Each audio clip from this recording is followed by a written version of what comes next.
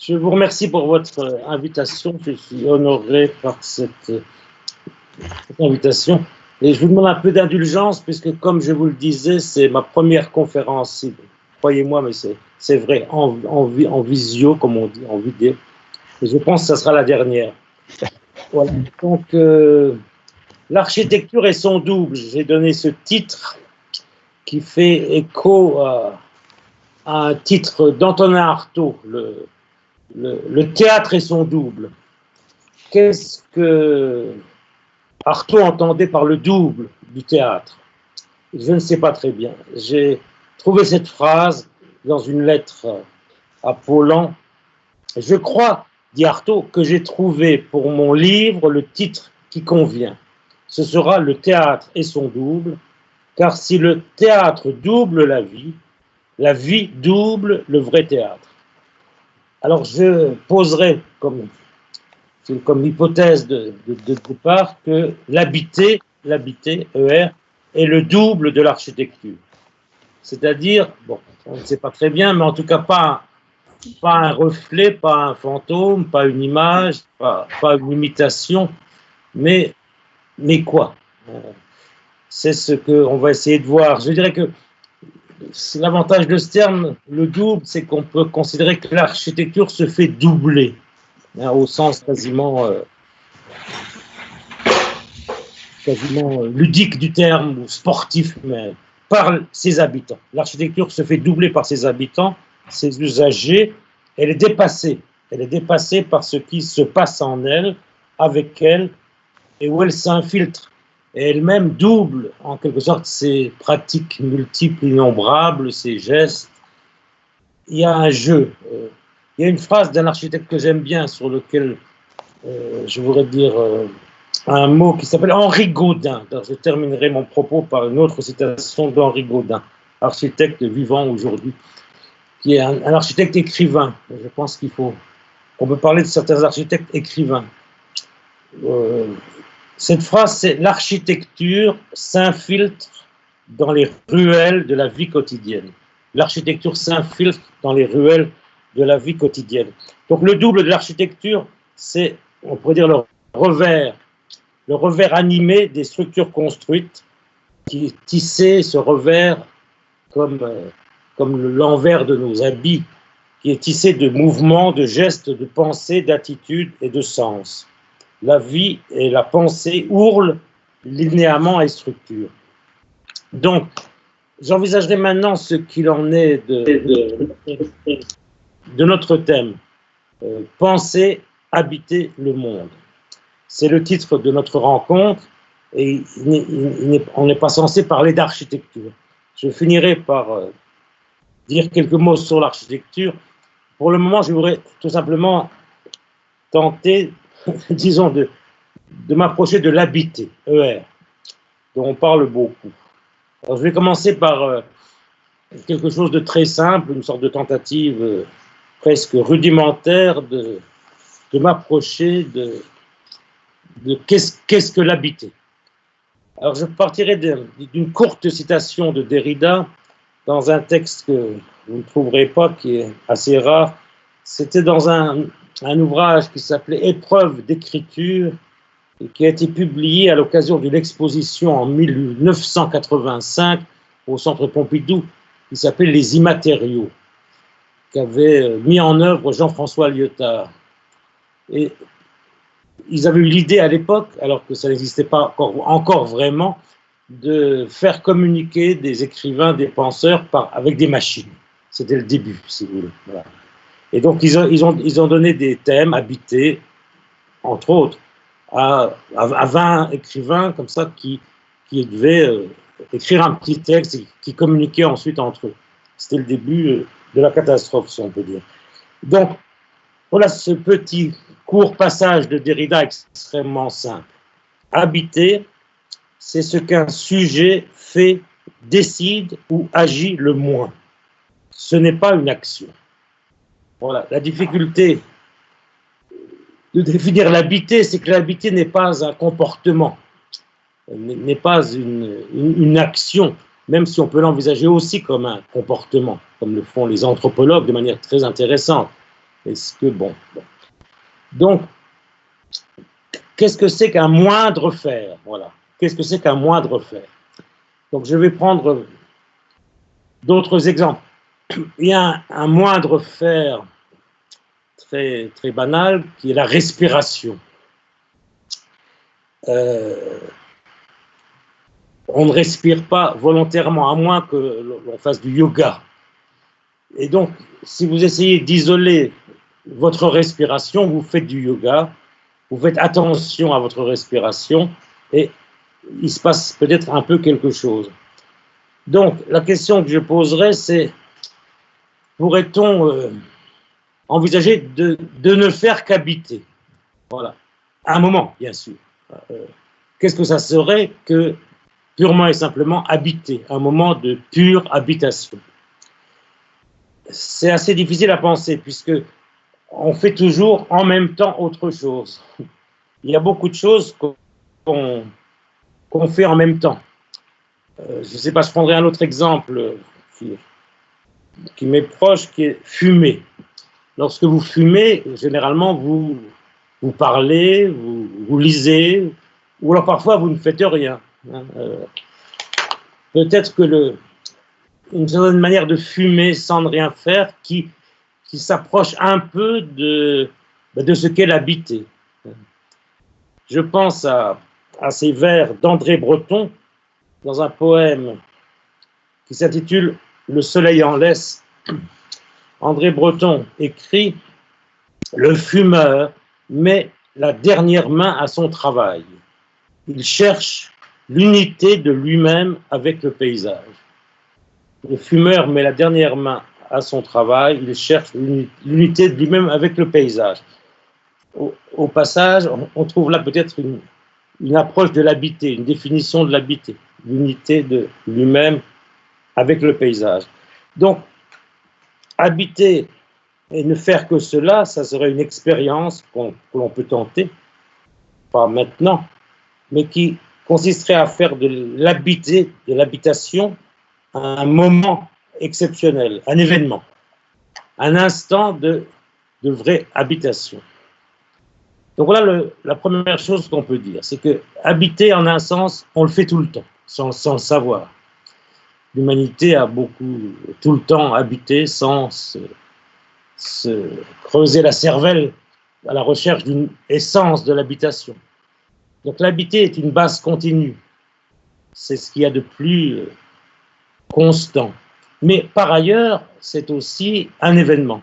Cela arrive, il arrive d'habiter. Il y a des instants d'habitation. Il y a des instants de vraie habitation. Il y a des instants de vraie habitation, c'est une phrase de Lévinas dans un cours, un de ses derniers cours qu'il a prononcé à la Sorbonne sur Ernst Bloch. Ernst Bloch, qui était le penseur de l'utopie. Le monde, pour Ernst Bloch, n'est pas encore habitable. Il n'est pas habitable et il ne sera habitable que dans un certain futur. Néanmoins, Lévinas, lecteur de Ernst Bloch, montre que ce futur, d'une certaine manière, peut se préfigurer dans certains moments exceptionnels de vraie habitation.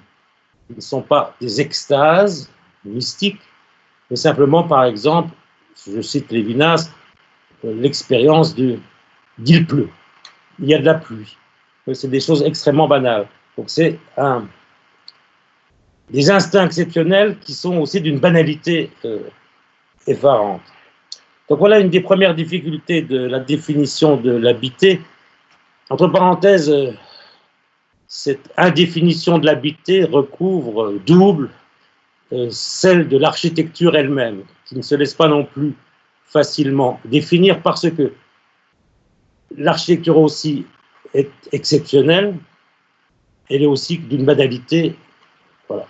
L'architecture est polarisée entre l'architecture événement, ce qu'on pourrait appeler l'architecture événement, la surprise, le bâtiment exceptionnel, et l'architecture quotidienne.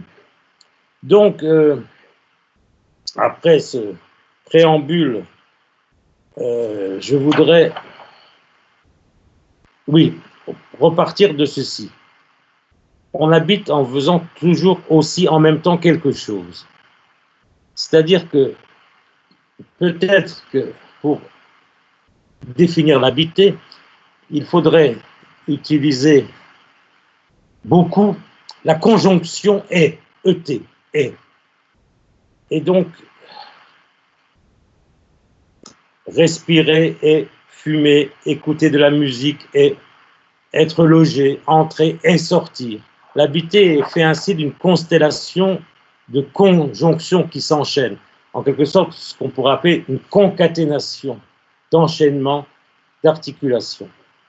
Donc je voudrais maintenant, après ce préambule très simple, je continuer à rester très simple en citant et en commentant un texte de Heidegger qui est dans question 3 et qui n'est pas très souvent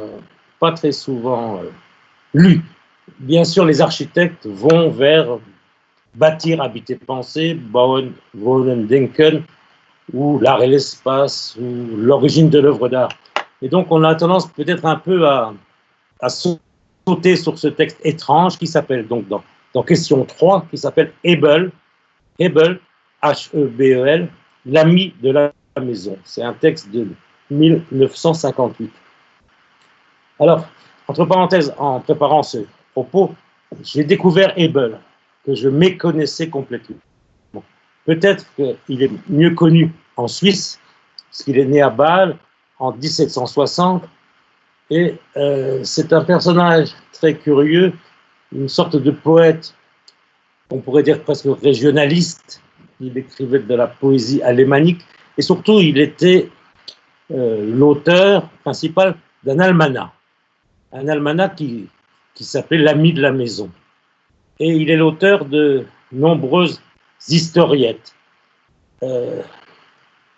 Si vous voulez lire ces historiettes facilement, vous tapez Hebel lundi matin. Il y a un site qui s'appelle Lundi matin. Et vous trouverez donc certaines de ces historiettes. Hebel était admiré par beaucoup de gens, pas que par Heidegger. Il était admiré par Benjamin, qui disait « Vous cherchez un cadeau à faire pour Noël, c'est bien simple, offrez les historiettes de Hebel ». Il était admiré par Kafka, par Ernst Bloch, dont je viens de parler, et beaucoup d'autres encore. Donc, si vous voulez faire un petit cadeau pour Noël, vous dites à vos amis de taper Hebel lundi matin. Donc, Heidegger, dans ce court texte de 58, écrit ceci. Donc, je vais citer et commenter. Je vais lire lentement. Si nous parvenons à penser le verbe habiter avec suffisamment d'ampleur et de sens, il nous nomme la façon dont les hommes accomplissent sur terre et sous la voûte du ciel leur migration, de la naissance vers la mort. Cette migration est multiforme et riche en métamorphoses. Partout, cependant, une telle migration demeure fondamentale pour celui dont le séjour se déploie entre ciel et terre, naissance et mort, et mort, entre joie et douleur, œuvre et parole. Si nous appelons monde cet intervalle multiple, le monde alors est la maison qu'habitent les mortels. Donc voilà, je vais me permettre un petit commentaire de texte. D'abord, premièrement, vous avez entendu que pour Heidegger, habiter est une migration. Cela ne va pas tellement dans le sens de ce qu'on a voulu souvent faire de lui, à savoir un penseur de l'enracinement et du localisme. Un cliché qu'on peut bien sûr alimenter par des détails biographiques, mais dans lequel il n'y a pas lieu, à mon sens, de l'enfermer. L'existence est migration, donc il faudrait développer beaucoup de choses, c'est le titre d'un poème d'Hölderlin. Habiter, donc, c'est migrer. Je vous signale que ce qu'on appelle aujourd'hui les migrants ce sont ceux qu'on empêche de bouger ou que l'on force à bouger. Donc l'habiter est une migration libre. Première chose. Donc vous avez remarqué aussi dans ma lecture que j'ai insisté encore une fois sur ET. Le ciel et la terre, la naissance et la mort, la joie et la douleur, l'œuvre et la parole. Donc encore une fois, habiter se compose ainsi d'une succession. Est-ce que c'est une succession? D'un arrangement, d'un agencement de conjonction. Et le trait d'union est fondamental. Le monde, puisque notre sujet c'est habiter, penser, le monde. Si nous appelons monde, le monde c'est quoi? C'est cet intervalle multiple. Le monde est un intervalle multiple. Voilà. Donc, c'est un autre Heidegger sur lequel je voudrais vous inciter à jeter un œil, à savoir que l'habiter est une expérience, encore une fois, totalement commune, mais totalement exceptionnelle. Parce que finalement, habiter, c'est le jeu, on dire le jeu espace-temps de l'existence. C'est une sorte de danse ou de sarabande dans ce qu'Heidegger appelle le quadripartie, les quatre. Donc bien sûr, il y a aussi l'attachement au natal. Habiter aussi, Heidegger le dit dans Bauen wollen denken, rester enclos dans ce qui nous est parent. Mais à mon sens, il n'y a pas lieu d'opposer cet habiter mouvementé, nomade et aventureux de l'existence avec le fait aussi d'être quelque part. Bon. Vous avez compris que j'essaye de faire un peu dériver Heidegger vers, je ne sais pas, Deleuze. Territorialisation et déterritorialisation qui ne vont pas sans l'autre. Bon, bien sûr, vous me direz, c'est interdit de mettre en rapport, en lien Heidegger et Deleuze.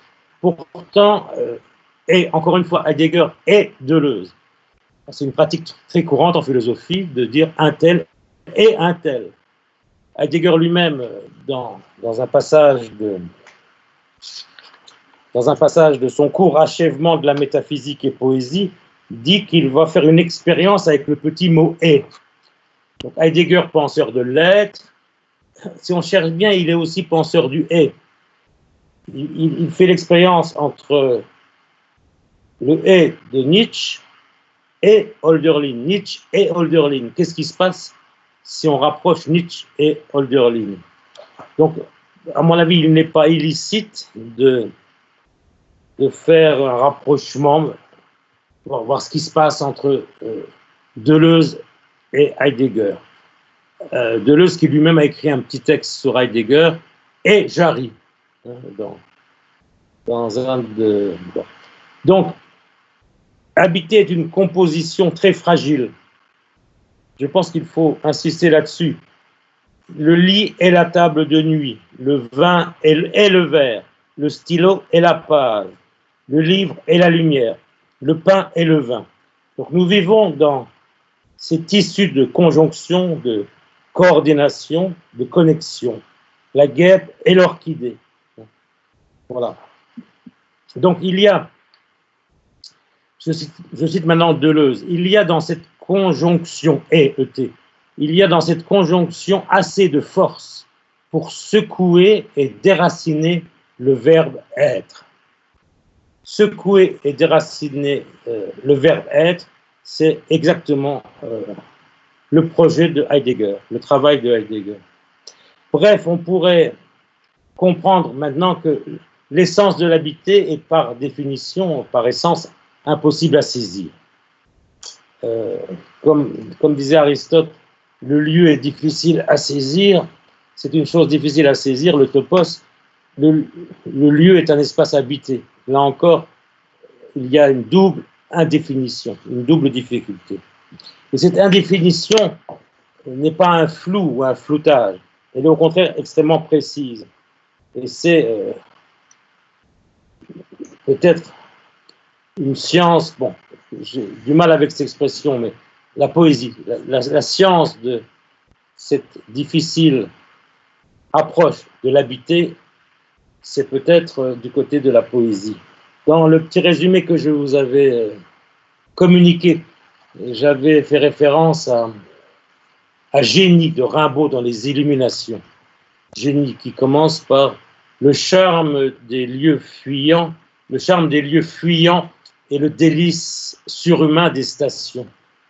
Généralement, on parle du génie du lieu. C'est l'expérience de Rimbaud, bon, peut-être qu'on peut la rapprocher du train, pourquoi pas, c'est de parler de lieux fuyants. Habiter, c'est séjourner dans des lieux fuyants et bien sûr aussi s'arrêter. Donc, oui, donc on avait évoqué tout à l'heure l'ami de la maison de Hebel, qui dans son almanach, donc qu'est-ce que c'est que l'almanach? C'est quelque chose qui n'existe plus beaucoup de nos jours. Je crois qu'il y a encore l'almanach Vermont, j'ai regardé ça, il y a l'almanach Vermont que je lisais dans ma jeunesse. C'est une sorte de recueil qui est composé d'images, d'histoires, de calendriers. C'est un livre qui est fait pour l'année. Et donc, Hebel, rédacteur de cet almanach, crée cette figure de narrateur qui s'identifie à lui, qui est l'ami de la maison. L'ami de la maison, Heidegger dit dans son commentaire, d'ailleurs en citant Hebel, que c'est le clair de lune. Donc Hebel a une conception complètement cosmique, on pourrait dire, de la maison, du bâtiment du monde. Et c'est peut-être ce que nous avons perdu. Heidegger écrit: nous errons aujourd'hui dans une maison du monde. Nous errons aujourd'hui dans une maison du monde d'où l'ami est absent. Donc il faudrait réfléchir sur migration, errance. Bon, je voudrais conclure ce court propos par quelques réflexions sur l'architecture. Donc si on envisage l'habiter dans toute son ampleur avec Heidegger, on comprend qu'on puisse en arriver à une pensée assez surprenante que c'est l'habiter qui est en fait le véritable bâtisseur, que c'est l'habitant qui fait la maison, qui est dans Bauen Wohnen Denken, dans Bâtir, habiter, penser, qui est la proposition la plus surprenante de Heidegger. Je crois qu'il y aura une conférence demain ou après-demain qui développera ce thème. C'est seulement dans la mesure où l'homme, ce mortel, habite la maison du monde qu'il lui revient de bâtir à ceux du ciel leur maison et à lui-même sa demeure. Donc celui qui bâtit est l'habitant ou devrait être l'habitant. C'est à partir d'un savoir habiter qu'un bâtir est possible. Aujourd'hui, dit Heidegger, toujours dans ce même texte sur Hebel, aujourd'hui et souvent par force, nous avons trop tendance à représenter les maisons comme des assemblages de pièces où se déroule au jour le jour la routine de la vie humaine. La maison devient presque un simple récipient où habiter. Pourtant, ce n'est qu'en l'habitant que l'on fait vraiment de la maison une maison. Donc, la maison récipient, c'est peut-être la maison qui dégoûtait Le Corbusier dont parlait tout à l'heure M. Boyer. J'ai bien aimé cette citation de Le Corbusier que je ne connaissais pas. Nos maisons nous dégoûtent, nous allons au café et au bal. La maison récipient, c'est le logique qui est réduit à lui-même, dans laquelle se confine une existence. Je pense qu'il faut être assez précautionneux avec cette proposition philosophique très répandue selon laquelle habiter, ce n'est pas se loger. On entend cela répéter tout le temps. Le mot logis a sans doute une saveur qu'on trouve chez Le Corbusier, d'ailleurs je crois qu'il emploie souvent le terme de logis. Et en tout cas, on pourrait dire que dans cette multiple conjonction, en quoi l'habitation réside, le logis est sans doute une pièce absolument essentielle. Le logis, c'est-à-dire un endroit où entrer et d'où sortir, et qu'il n'y a pas d'habitation possible pour qui est sans logis. Donc, pour finir, quelles sont les relations entre architecture et habitation? Curieusement, la philosophie, disons la métaphysique, depuis Kant jusqu'à Hegel, ont tendance à isoler l'architecture de l'habitation.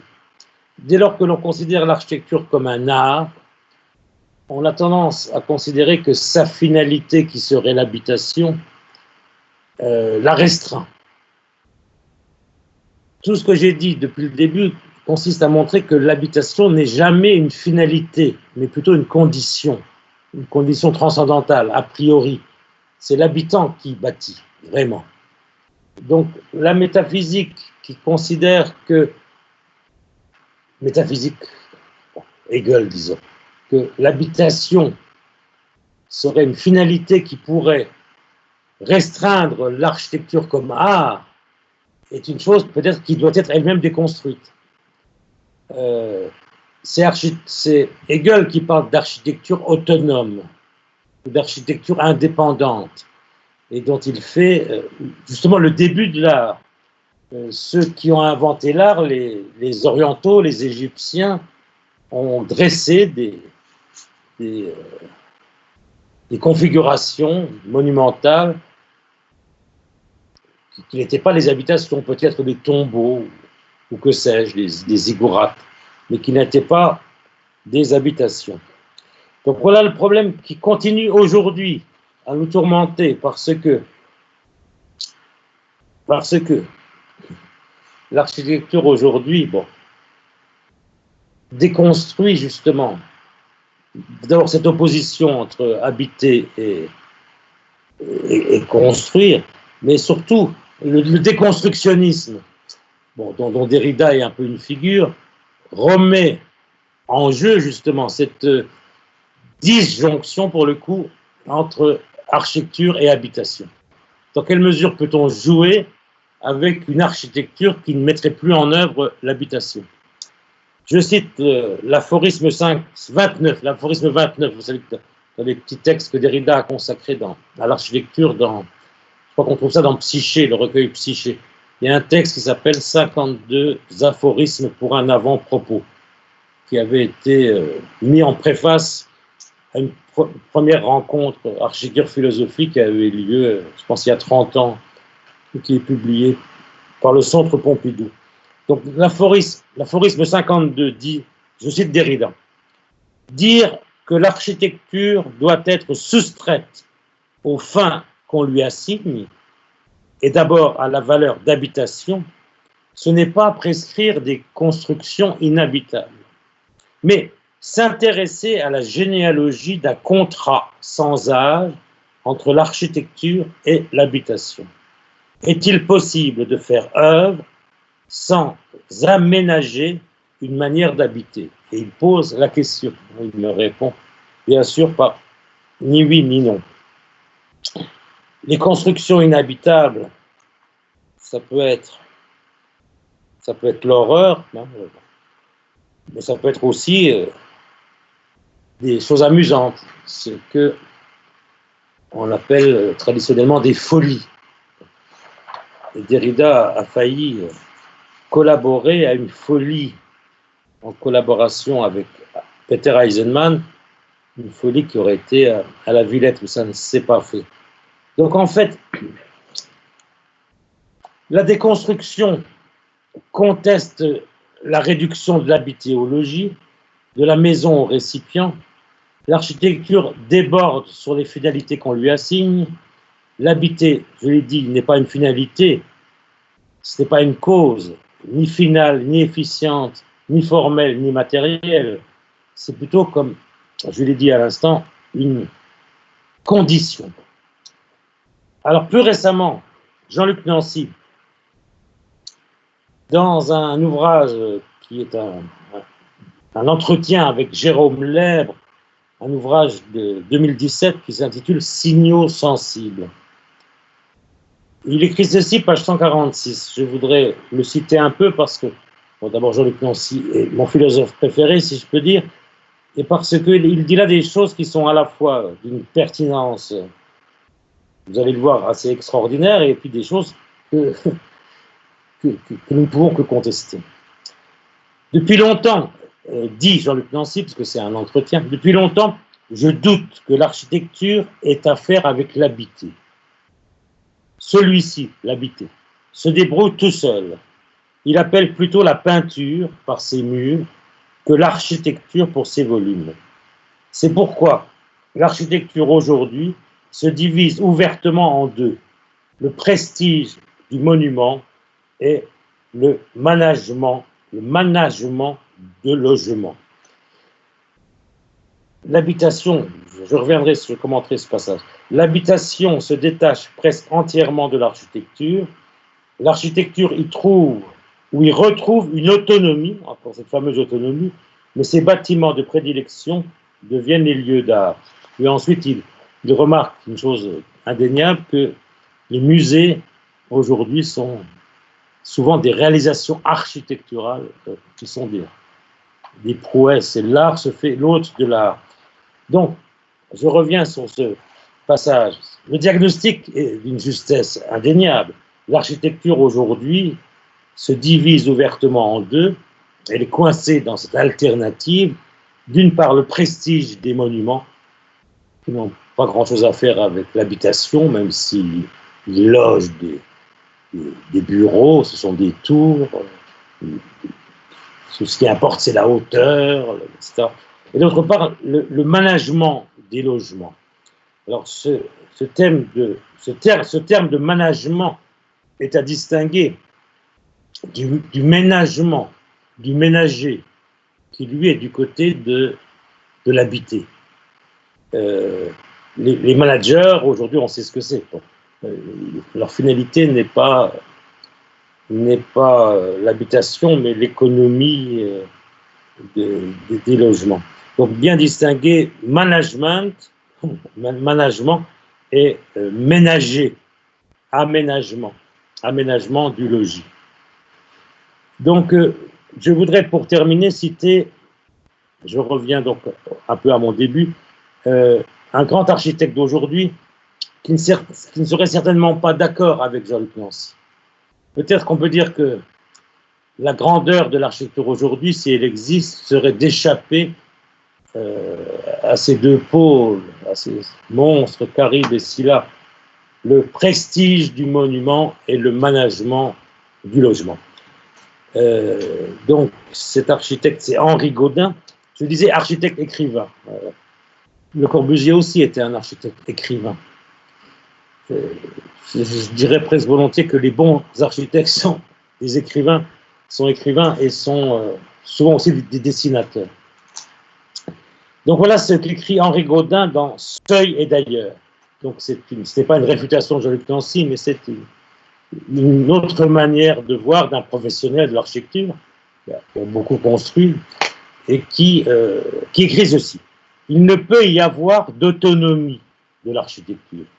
Celle-ci n'est atteinte que par l'habitation. Elle a en cela d'évident la maison, de ramasser en elle des murs et des ouvertures, d'être de la maçonnerie et aussi d'être à côté des murs, d'être dans sa matérialité de pierre appareillée ou de ciment et de fer mêlés, d'être tout cela où elle n'est pas. La maison est où elle n'est pas. Quel paradoxe, écrit Henri Gaudin. Elle est une forme et elle est plus que de la forme. Une contradiction qui pèse sur elle et elle la résout dans l'évidence. Deux exigences contraires la travaillent, d'être du plein et d'être du vide, de développer à l'infini des contours, d'exister de lacunes. Donc, pour Gaudin, l'architecture ne va pas sans se laisser doubler par autre chose qu'elle-même. Et c'est ce qu'elle a en propre. Elle n'a rien à faire avec les prestiges du monument, ni le management des logements. où elle est de fait éventuellement clouée ces temps-ci, puisque je ne sais pas si je pourrais me livrer à des considérations sur l'état présent de l'architecture, mais je ne crois pas. Donc je vais terminer. Il se trouve que, oui, j'avais peut-être deux petites choses à dire encore. Vous avez évoqué théorie des maisons, effectivement, où je ne parle pas que de Heidegger, et j'essaye aussi de... Et Heidegger, et bon, Buber, Lévinas, bon. Et il y a quelqu'un que je relis actuellement parce que je vais soutenir vendredi après-midi une thèse de philo-architecture, de philosophie architecture, d'un architecte qui s'appelle Alexis Strömdorfer et qui a fait tout son travail à partir d'une idée de la poétique bachelardienne, des éléments. Donc, poétique de l'espace, bien sûr, poétique de l'eau, du feu, ça. Donc, il y a un moyen d'envisager l'architecture à partir de Bachelard, comme peut-être à partir de beaucoup d'autres penseurs. Et donc, Heidegger n'est en aucun cas une prison, et on ne va pas continuer à le répéter, à le travailler, à le triturer. Voilà. J'aurais eu quelques mots éventuellement à dire aussi sur la peinture. Je terminerai là-dessus, 2 mots rapides. Dans une émission de radio, il n'y a pas très longtemps, Elisabeth de Fontenay disait ceci: la peinture réussit là où la philosophie échoue. Donc, pour définir ce que c'est que l'habiter, je pense qu'on pourrait se référer à des tableaux. Voilà, l'hypothèse serait que certains tableaux nous permettent de rentrer, d'approcher une essence de l'habitation. Et je prendrai 2 exemples pour terminer, 2 tableaux de Vermeer. Vermeer est certainement un peintre de l'habitation, des intérieurs hollandais. Mais il y a 2 tableaux où ces personnages ne sont pas vraiment enfermés dans un intérieur puisqu'ils sont en rapport avec un autre espace.